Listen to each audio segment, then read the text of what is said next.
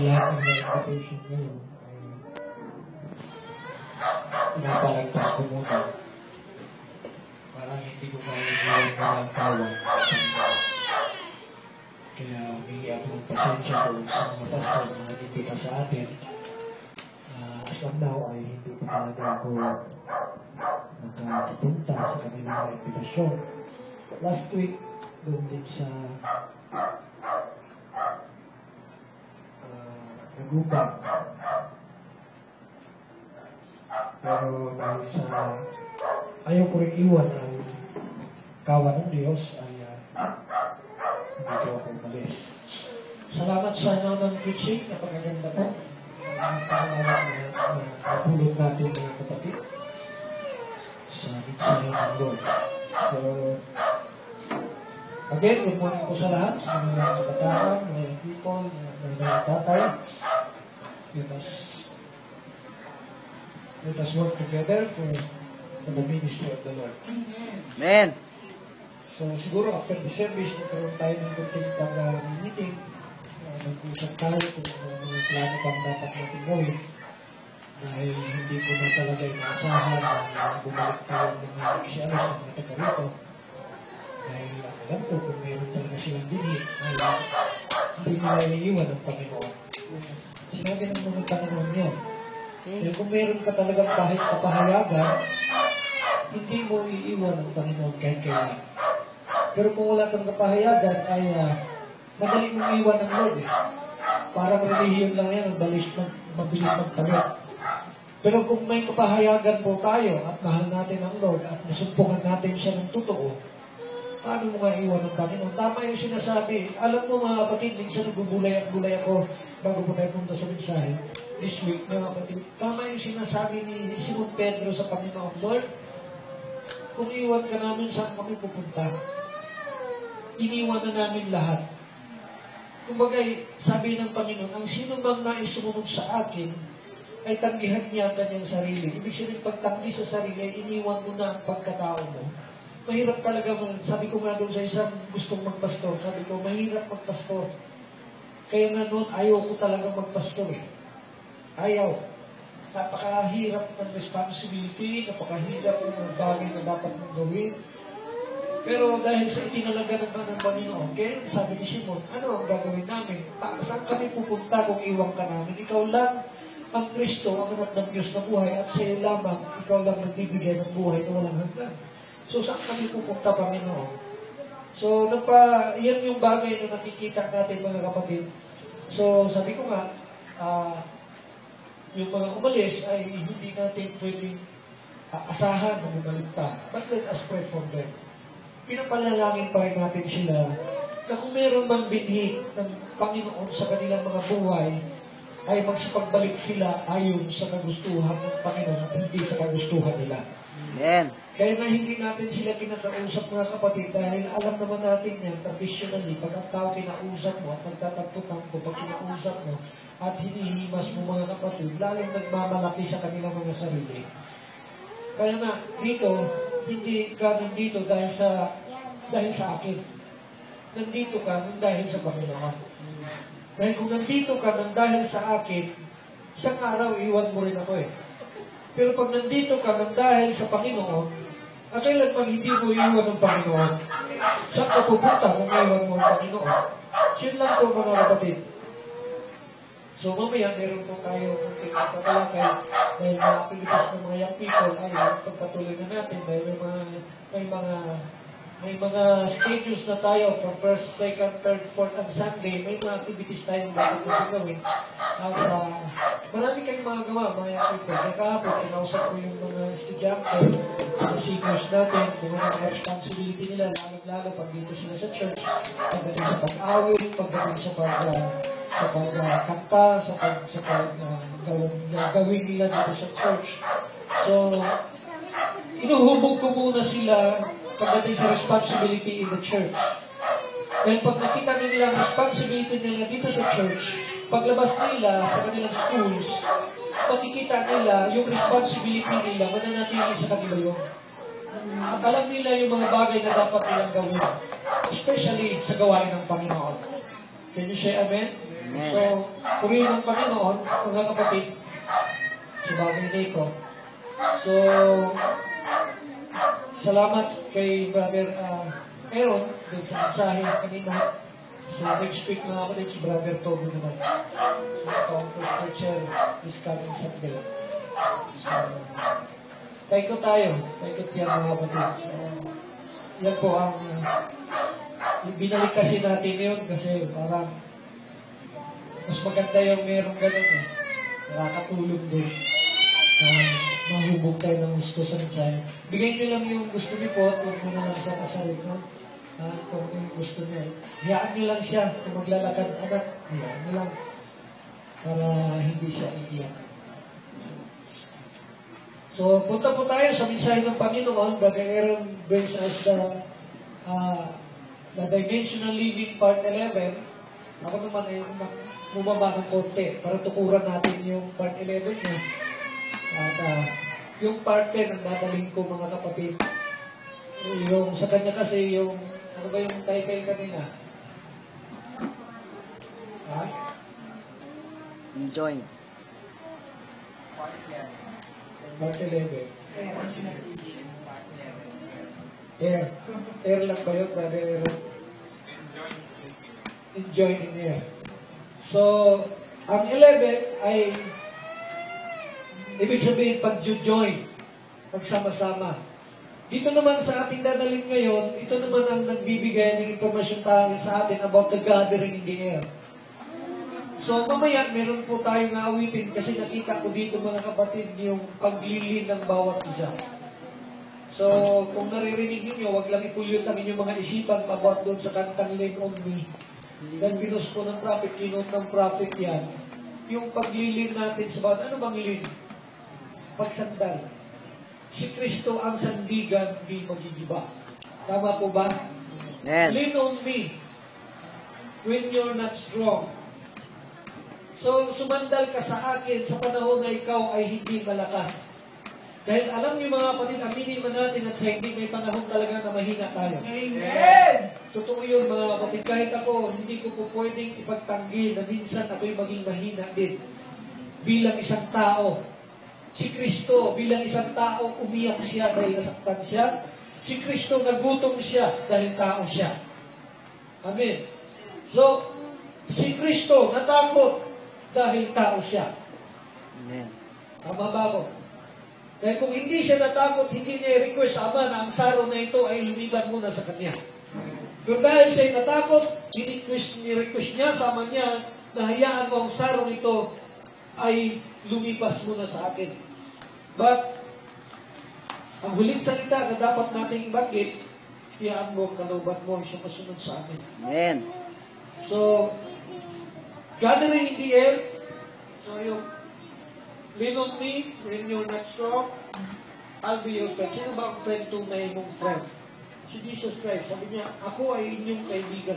Hindi ko kayo itinuring. Nasa Bible yan. Hindi ko kayo itinuring ng mga alipin sapagkat ang alipin ay hindi nakakaalam ng aking mga sikreto. Ngunit itinuring ko kayong mga kaibigan sapagkat ang kaibigan ay nakakaalam ng kanyang sikreto. Amen? Alam na ba natin ang sikreto ng Panginoon? Amen. So, gathering in the air, mga kapatid, ang sabi po ni Brother Branham sa Seat of Discrepancy, 1965, not even sin is imputed to a genuine believer o genuine believer. So, hindi po inari ang kasalanan sa lahat ng tunay na mananampalataya. Kaya nasabi ko sa atin dito, hindi matira ang matibay, kundi matira ang tunay. The true seed of God. So, sa seed of discrepancy, ang prophet po, kahapon may pumunta rito, nag-share kami bigla, nag-sharing kami ni Brother Jomer, bigla siyang napasyal. So, wala akong magawa, kundi siran siya sa mensahe. Namamangha siya sa mensahe natin mga kapatid. So, sa tunay na mga mananampalataya, mapalad ka na ang iyong kasalanan ay hindi inari sa iyo. Did you know that? Sabi ng prophet, he that's born of God does not commit sin. He cannot sin. Yan po ang prayer natin kanina. We cannot sin. See, it's not even imputed. Why? David said sa Psalms 32 verse 2, blessed is the man who God will not impute sin. Even Paul, nagsabi po sa Romans chapter 4 verse 8, blessed is the man, mapalad ang tao na hindi inari sa kanya ang kanyang kasalanan. So marami tayong mga kasalanan na gawa. Magsalamat sa Lord, mga kapatid, na hindi po inari sa atin ang kasalanan niyaon. Amen. When you're in Christ, you have no desire to sin.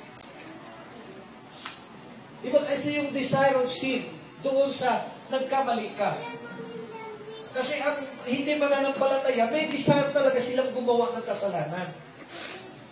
Amen? Amen. Katulad na nangyayari ngayon, kung mag-ano talaga kayo sa mga balita, ako, may CNN kasi, may cable kami. Doon ako sa CNN, ANC, sa whole world news.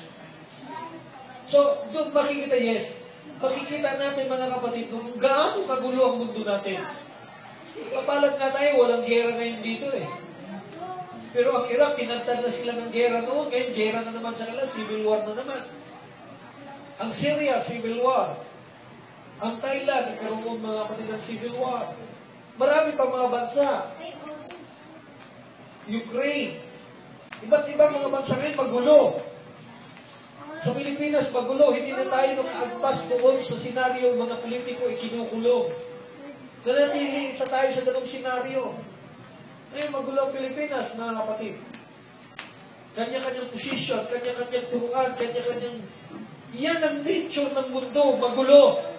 Ang sabi ng Lord, ang mundo ay sisigaw kapayapaan, kapayapaan, but sudden destruction cometh unto them. Amen. Sisigaw sila ng kapayapaan, pero ang biglang pagkawasak ay dumarating sa kanila. So, salamat sa Lord, mga kapatid,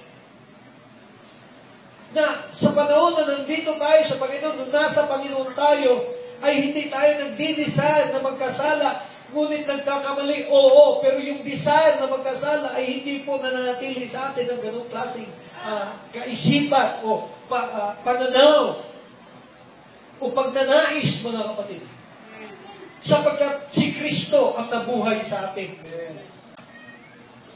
Pero totoo mga kapatid, sinabi ko nga kanina, sa panahon lalo sa kagipitan, nagni-negative tayo. Dahil nasa negative ka eh. Nandito ka sa negative world. Nandito ka sa laman. Walang tao na pag walang pera ay masaya. Huwag na tayo magiging plastic, mga kapatid. Ang tao, pag walang pera, mga kapatid, malungkot talaga yan. Kaya hindi na natin inaawit yung awit na kahit walang pera, masaya pa rin. Hindi. Totoo. Hipokrito ang tao nagsasabi, kahit wala akong pera, okay lang sa akin. Mali po, mga kapatid. Dahil nabubuhay ka sa laman. Pag hindi ka nabubuhay sa laman, doon na ako magsasabi. Kaya sabi ko sa Lord, kung talagang disenyo ng buhay namin, mga kapatid, hanggang kailan ang aming paghihirap sa mundo ito? Pagyamanin mo naman kami. Totoo?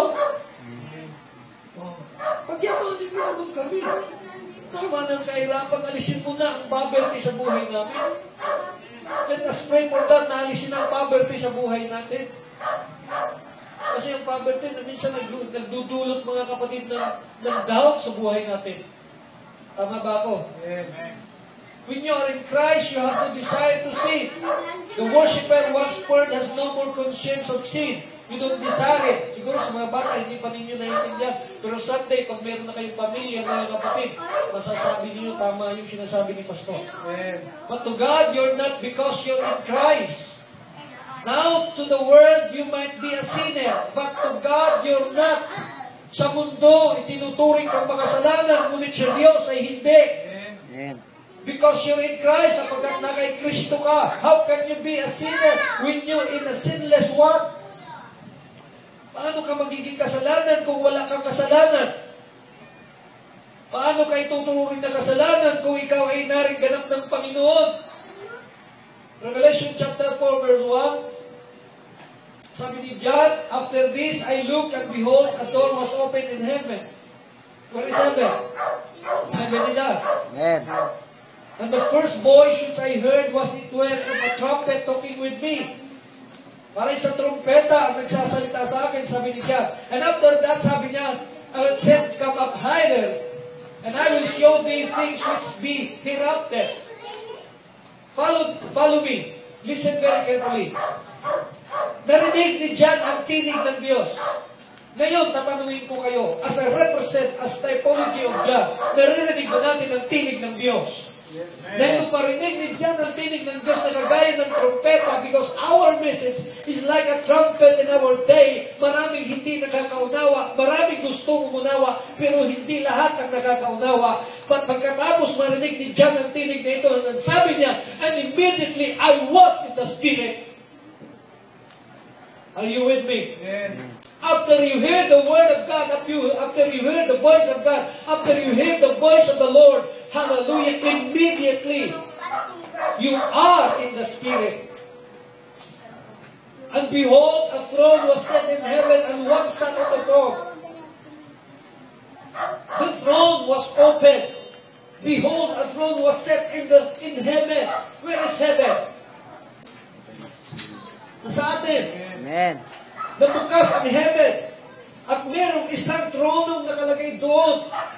At doon sa trono may nakaupo. Kaya nasaan ang trono ng Diyos ngayon? Huwag tayong talunin ang ating mga pangangamba at ating mga nais mangyari sa buhay natin. Amen. Minsan natatalo tayo. Totoo, ako natatalo. Lahat naman tayo eh. Pero huwag tayo mawala ng tiwala sa Diyos. Amen! Amen! Sabi ko nga last Wednesday, God will make a way. Where there seems to be no way. Gagawa ang Diyos ng isang daan na alam natin na wala na itong paraan pang ibang mangyayari. Ano pa ba ang dapat kong gawin? And I pray, Lord God, please make a way for me. Make a way for us. Make a way to the believers. Make a way to the brethren. Amen! Huwag mo ng paraan, Panginoon. Pag sinabing gawa, hindi lang yung gawain, paggawa ng Lord ng daan, ng isang spiritual na bagay sa buhay natin. Ano pa ang pagiging tupod natin, mga kapatid, na sa ibang aspeto ay pababayaan tayo ng Lord. At lagi lamang nagbubukas ang Panginoon sa spiritual na bahagi. Apat nga aspeto ang sinabi ko nga mga kapatid. Praise God, spiritual, physical, material, and emotional. Mga kapatid, apat na bahagi ng buhay natin na dapat gawan lagi ng Panginoon ng paraan.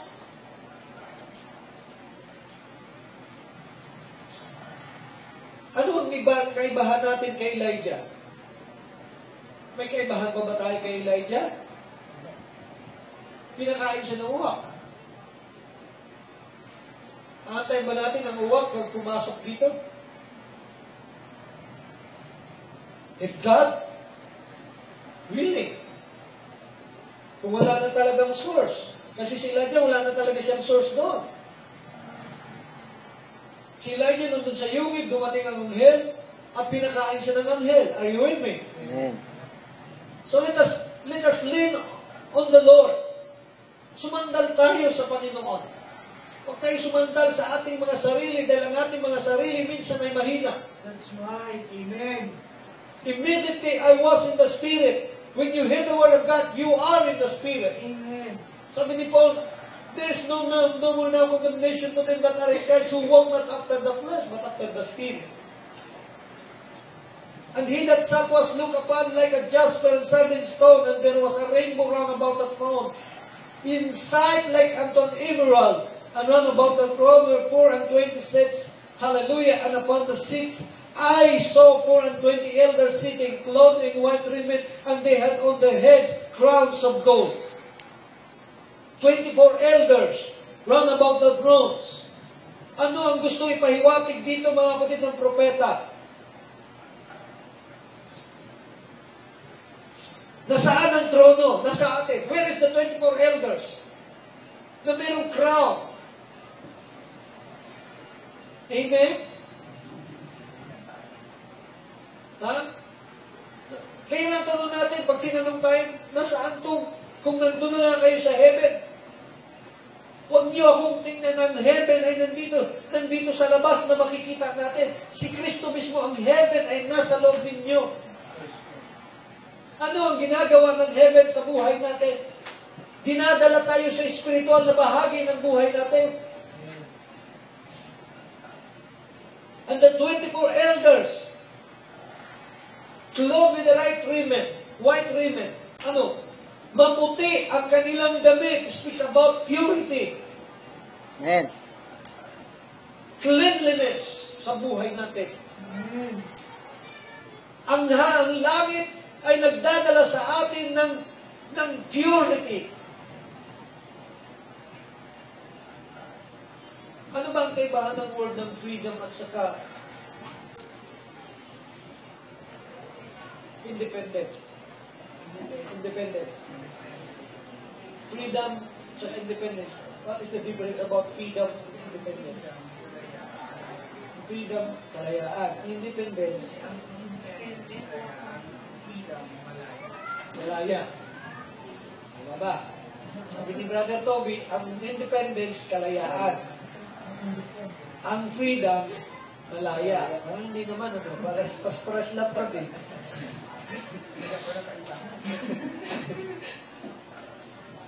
Para yung, what is the difference about wisdom and knowledge? Ano yan, pwede natin ipaliwanag yan.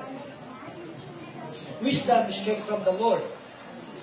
Knowledge is came from what you have learned. Amen. Kung ano ang pinag-aralan mo, natututunan mo, yan po ang knowledge. Without knowledge, no power.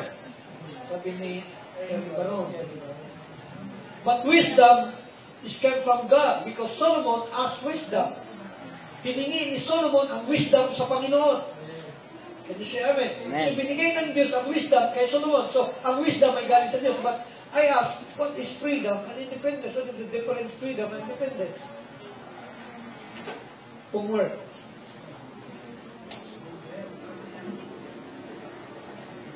Independent. Base po sa atin. He was to be looked upon Aquarius, or upon like Aquarius and Gemini, as Reuben and Benjamin. He was to be looked upon like Aquarius. Notice the one on the throne had a rainbow round about him like emerald, pillar of fire. Notice the first two testaments are seated in white raiment and crown. 24 elders. So, ano, prophet, tingnan ninyo. Nang may nababanggit dito about Reuben and Benjamin. Sino si Reuben? Siya po ang panganay na anak ni Jacob sa 12 tribes of Israel. Alright? Yeah. Kasi meron pong 12 tribes of Israel and 12 apostles of Jesus Christ. Kaya pa total mo 12 plus 12 equals 24. The ministry of the 12 tribes of Israel, are we a tribe of Israel? Amen. Yes, because dahil tayo ay kalakip din naman at anak tayo ni Abraham.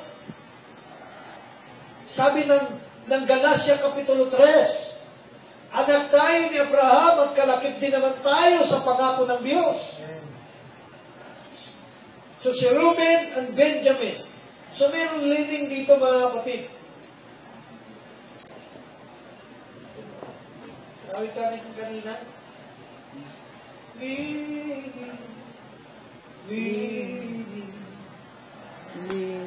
on the everlasting God. So, yung pagsandal mo sa Lord, secure ka ba pag sumandal ka sa Panginoon? Amen. May security. Yan yung tinatawag na blessed assurance. Blessed. Iba yung hindi ka secure. Iba yung nanganamba ka. Sigurado ba ako dito? Kaya tinanong ko, Lord, gaano katotoo ang mensahe dapat mangyari na sa buhay namin ang bawat mensahe? Hallelujah! Kaya sabi ng Lord, pansinin ninyo, the throne and the rainbow round about, Him like emerald. Pag sinabi natin rainbow, anong meron? Pag merong rainbow. Merong ano? Ulan. Ulan. Kasi pag walang ulan, walang rainbow. Pag sinabi natin ulan, speaks about, mga kapatid, Aquarius. Naguhulog po ng tubig, na-evidence that there is a rainbow, meron pong ulan. And rain speaks about revival. Amen. And revival speaks about the Word. A pillar of fire. Because the pillar of fire and the flesh man are one. Husband and wife, sinabi ni Brother Aaron kanina. The flesh man and the Word man. The pillar of fire, which is the Word man, and the flesh man, which is na nakikita natin ngayon. Relationship between the pillars of fire and the flesh man, the Father and the Son. Are you with me? Amen. So, if there is a fire, this is a, sabi ko nga kay Brother Joman kahapon, mga kapatid, bakit? Tatanungin kita, natatakot ka sa lake of fire? Kunin natin yung word fire. Sa Old Testament, tinawag siyang pillars of fire. Sa Second Testament, tinawag siya doon sa Day of Pentecost, mga kapatid, na cloven tongues, which is fire. Amen. So we have Damascus, ang sabi ni Paul, mga kapatid, according to the scripture, nahulog siya, nabulog siya, dahil nakita niya ang pillars of fire. Amen. Ang sabi ng Book of Hebrews chapter 9, He is a consuming fire. Pagdating sa Book of Revelation, tinawag siyang lake of fire. Amen. Sabi ko, Mer, kung natatakot ka sa lake of fire, ngayon huwag kang natatakutan. Dito, hindi na namin kinatatakutan ng lake of fire. Dahil ang lake of fire, nasa amin. Ano na siya, pastor, napakalaman yung pinabanggit mo, hindi ko na ano, sabi ko, sumunod ka lang. Hindi kita tinukundin, hindi ka nakakasamba. Sa denomination na, kulang ka na yung perno ka na. Dito, hindi ka na yung perno, hindi natin kinatatakutan. Amen. Revelation chapter 4, ang sabi po ng prophet, 1961. Then we find out here after these things, we heard a voice was speaking to him that, what was it? The Spirit left the earth. After this thing starts out, the first verse, and after I looked, and behold, a door was opened in heaven. In chapter 4, mga kapatid, sabi po, a door was opened. Sabi ni Jesus Christ sa Book of John, I am the door. Ako ang pinto. Kapag hinanap natin ang Panginoon, ngayon nasaan ba ang Panginoon? Nasa atin. Are you with me? Amen. So dapat alam natin na ang Panginoon ay siyang pinto. Magsipasok tayo sa pinto. Sino nasa wilderness ngayon? Are you still in the wilderness? Wilderness speaks about people. Wilderness speaks about problems. Wilderness speaks about torment. Kaya sabi ng prophet, sa this dimension, it is a perverted dimension. It is unrest dimension.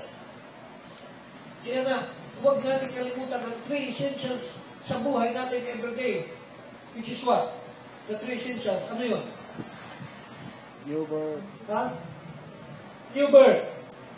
Pangalawa, Twofold. Pangatlo, Dimension and dimension. living. Now, what dimension na bubuhay, gumagalaw sa buhay natin ngayon? It is unrest? Oh, Yes, sometimes. Especially pag nasa gitna ka ng mga problema, nasa unrest kang dimension. You are in the 5th dimension. Ano ang gawin natin? Lord, labas mo kami sa dimension na to. Nakuha nyo? Huwag tayong magpa-deceive sa ating mga kaisipan. Ilabas mo kami sa dimension. I lean on you, Lord. I lean on you. lean. Kasi pag hindi tayo lumabas sa dimension na yun, mga kapatid, patuloy yun na kumikilos. Although, araw-araw naman nandun eh. Amen? An open door in heaven. After the church is gone, then the door was open, sabi ng prophet. And we went through all that unfound that was Jesus or was Christ was the door. He is the door. And the same voice that was walking in the midst of the 7 golden candlesticks also was in the same voice he heard in heaven saying, "Come up higher." John went up. It represented the church going in the rapture.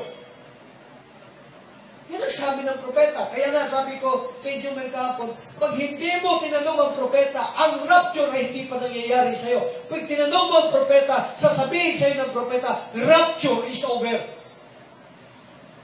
Revival is over. Church ages is over. No more revival. No more 7. No more church ages. Amen. Amen. So, we are John. Typology tayo ni John. Si John ba na-rapture? Yes. Amen. Sinabi niya kanina, I was in the Spirit of the Lord. He is raptured in that day. When you hear the voice of God, mga kapatid, represent about the church. Church is gone now. You are in heavenly places. You are in another dimensions. It speaks about dimensional. We are not speaking about geographical place. We are speaking about dimensional. Are you in heaven? Yes, dimensionally. Sometimes you are in hell? Yes, dimensionally. Amen. The 7th dimension, huwag nating kalimutan. Because you are in the matter. We are in this matter. My life is full of matter. Right? 16 elements is a matter. Pag sinabi natin 16, basahin nyo nga yung 16 elements, ilan yun? Ang dami nun, mga kapatid. John went up in the Spirit, was took away into heaven, and foresaw all the things that God promised. Saan siya nagpunta? Sa Espiritu. And took away into heaven, and foresaw, nakita niya ang lahat ng mga bagay na ipinangako ng Diyos. And Jesus said to the disciples, anong sinasabi ng Panginoon sa kanyang disipulo? What is it to you if He tarries till I come? Ano ngayon sa inyo kung siya nanatiling buhay hanggang sa ako'y paparito? Si John ang nakakita ng pagparito ng Panginoon. Amen. Because John, when he wrote the book of the Revelation, nung sinulat niya ang book of Revelation, wala na. Nandito pa siya. Pero nandun siya sa Isle of Patmos, nandun siya sa isla ng Patmos, hallelujah, na-experience ni John kung paano ma-rapture at nasa Espiritu ng Diyos. Amen. Can you say amen? Amen. He saw the coming of the Lord.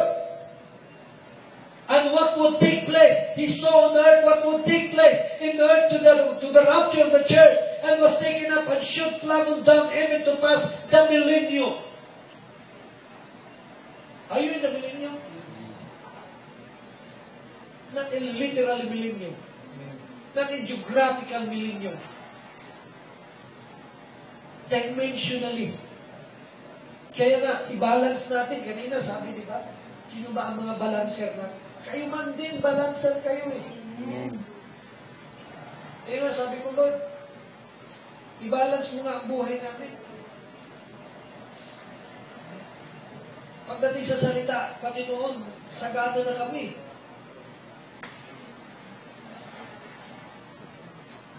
Ano po, mga hanapin namin mensahe, wala naman ng iba eh. Meron pa bang hihigit sa mensahe kayo? Pag nawala na ang henerasyong ito, may panibagong mensahe ang Lord para sa kanila.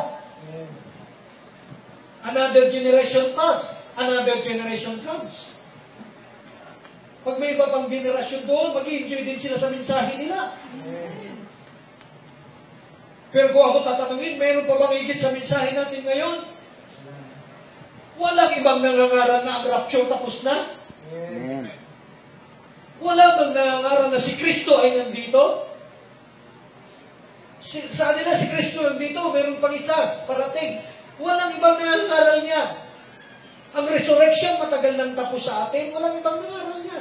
Amen. Meron pa bang higit? Lord, sagana kami sa spiritual blessings, sagana kami sa blessings. I-balance mo na, Lord. Puhusan mo naman kami ng pagpapalang material na sabi ng isang prayer, ng isang magdirigma. Bless me indeed. Kasi pag hindi na balance, Lord, problematic kami dyan. Di ba Libra sa balancer? Ang Diyos ang unang balancer natin. Siya ang unang magbabalance sa buhay natin. Tinawag mo kami sa ministry, pagkatapos gugutuhin mo kami. Kaya nga hindi ko nasisisi yung ibang pastor, nagninegosyo, nagdadaya ng mga kapatid. Alam mo sa negosyo, kasama ang pandaraya dyan, walang nagninegosyo hindi mandaraya. Amen. Tama ba ako? Amen. Oo. May corruption pa nga dyan eh. May plumber dyan. May graft dyan. Pag nagnegosyo ka, Brad, walang negosyante hindi ng daya. Bakit sinasabi ko yan? Bakit may graft dyan? Bakit may plumber dyan? Kukuhan nyo. Pero kung lumabang kayo ng patas at tama, timbangan ninyo ay hindi kulang. Sa negosyo, hindi kayo yung pumatong ng times 5, times 50. Hello? Speaking about business. Kaya may deal ka. Magta-transact ka. Kung nangungontrata ka, sasabihin ko ng kontrata mo, sige, bibigay ko yung kontrata. Magkano sa akin dyan? Can you say amen? Amen. Ay, mga engineers, civil, usang mga kontrata dyan. Are you with me?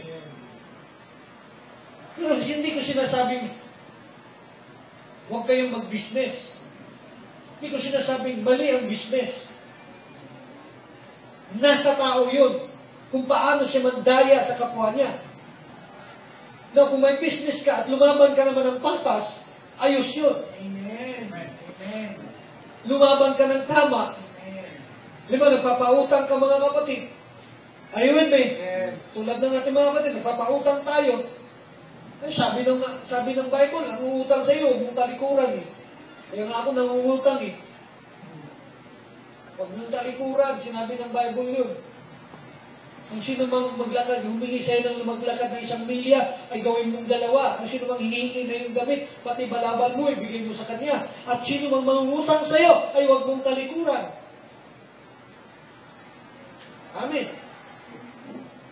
Amen. Amen.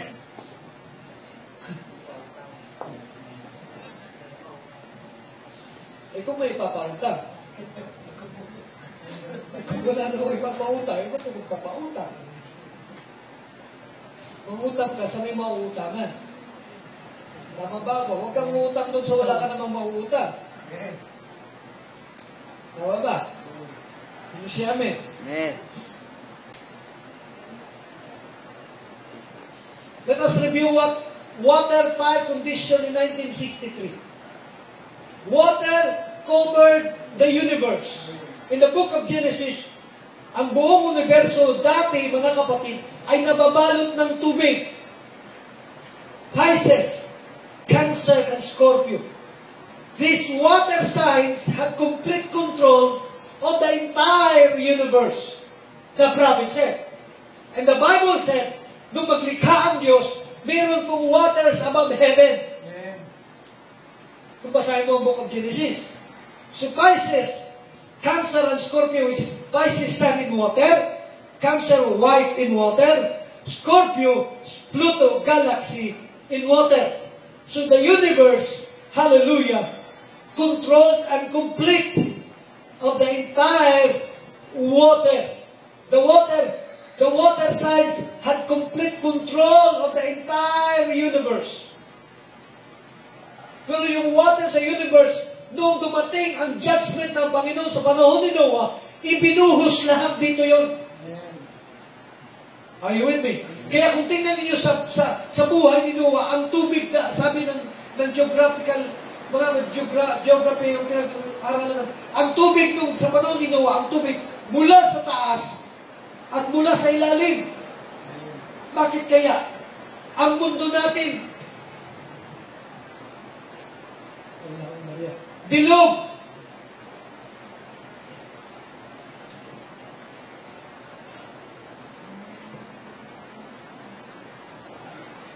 Hindi siya amin. Paglabas sa mundo natin, kapag pinag-aralan natin ang science, universe na yan.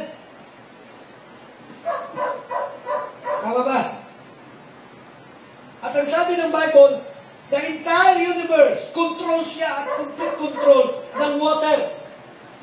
Kaya yung tubig mula sa ilalim at yung tubig mula sa taas. Are you with me?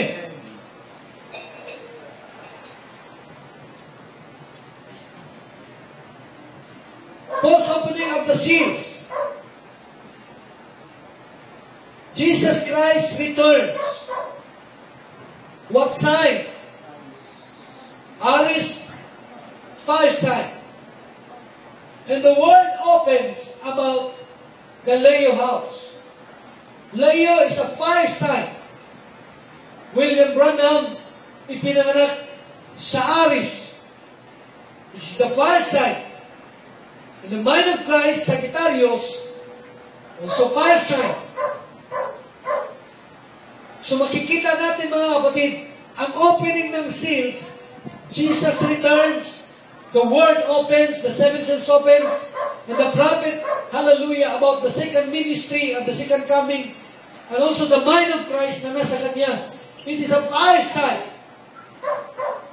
They exploded the water signs and changed the entire earth, raised us up into the air signs. Kaya kanina sinasabi nga ni ano ba yung in-example? Sino nakinig kay Kuya Aaron kanina? Kailangan ng ano? Ano ba yun? Minano niya yung water, fire, air, saka earth. Kailangan ng earth para makabuo ng fire. Okay? Kasi sabi niya, kung sino nag-Boy Scout noon, kailangan yung bato, titik-tikin mo ng ganun, para makapag-create ka ng fire. Ay, with me? Ang earth na ito ay kailangan, mga kapatid, para makapag-produce ng fire. The four elements. At sa air, naroon din ang fire. At sa water, nandiyan po yung tinatawag na hydrogen. Represent about the fire. Tama ba ako? Science tayo. Kasi ang water, ang nagre-represent din na natawag mga kapatid na H2O. Hydrogen and oxygen. Alright? Hindi siya amen. So, sa madaling salita, the four elements ay nangyayari sa houses ng Panginoon, hallelujah, ay nagaganap din sa buhay natin ito. So, sa madaling salita, yung four elements, which is the earth, the water, the air, and the fire, dimensionally ay nagaganap din naman sa buhay natin. Are you with me? So, inaano ko dito kasi yung leaning natin sa Panginoon. How to lean ourselves to God. Alright, next. When water explodes, it changes into vapor and rises. Bigyan ko kayo ng halimbawa. Wala namang nagmamadali dito. Sa panahon ni Noah, napuno ng tubig ang buong mundo. Alright? Tubig sa universe, ibinuhos lahat dito. Napuno ng tubig ang buong mundo. Ang tanong ng isang tao sa akin, saan nagpunta yung tubig na yun?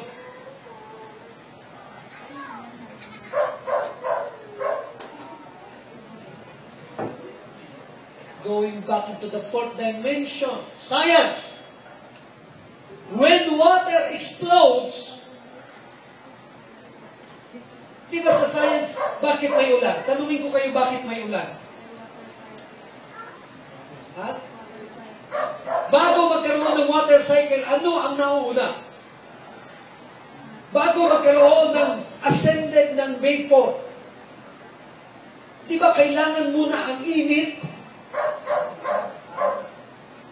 Nasundan niyo ako? Pag ang araw ay tumama sa dagat at sa sobrang init, mga kapatid, magkakaroon po ng evaporation yan. At magkaroon po ng tinatawag na clouds. Mamumuo yan, mga kapatid.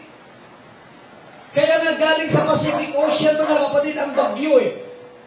Dahil sa sobrang init ng araw, nagkakaroon ng malaking evaporation, mga kapatid. At mamumuo yun. At itong nararamdaman nating ulan, mga kapatid, yan po yung cycle of water. That is the way of God. It is the will of God. Yan po ang paraan ng Panginoon na ang tubig kailangan mainitan ng araw at siya'y matutuyo. At when the water explodes, it changes into vapor. Magkakaroon po ng vapor. Are you with me? Amen. Bumabalik siya sa kanyang kalagayan noon. Hello?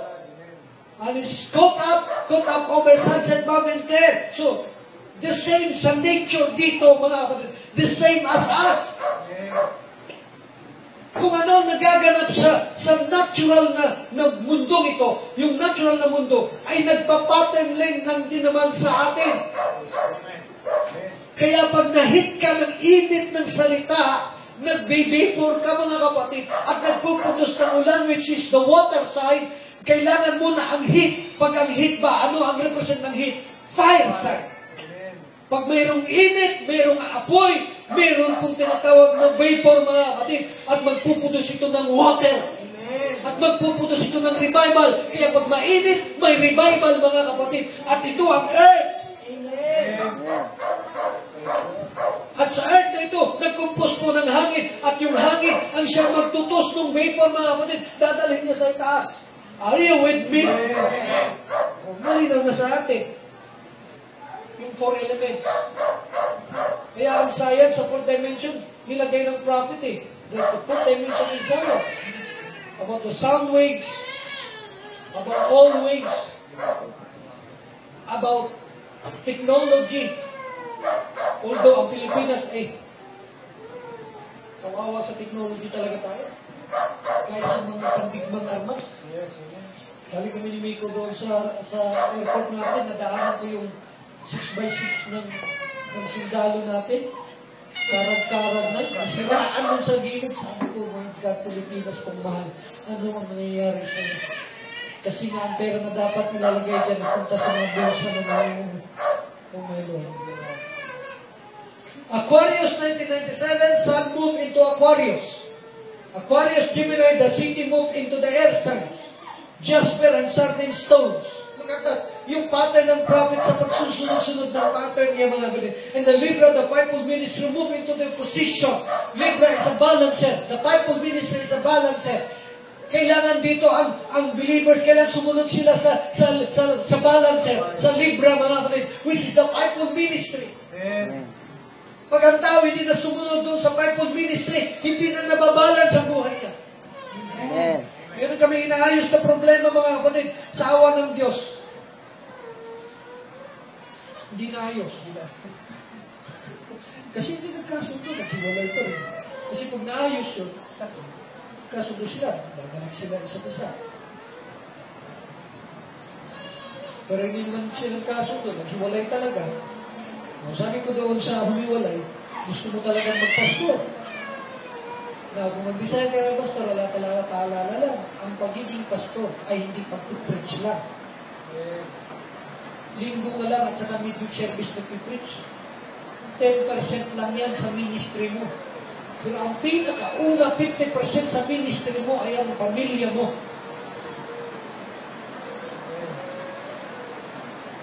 Then another percentage, mga kapatid, hallelujah, speak about family, hindi lang pamilya ko, sabi nga ni Kuya Aaron, naramdaman niya bilang kuya, nung lumakap sa kanyang kapatid na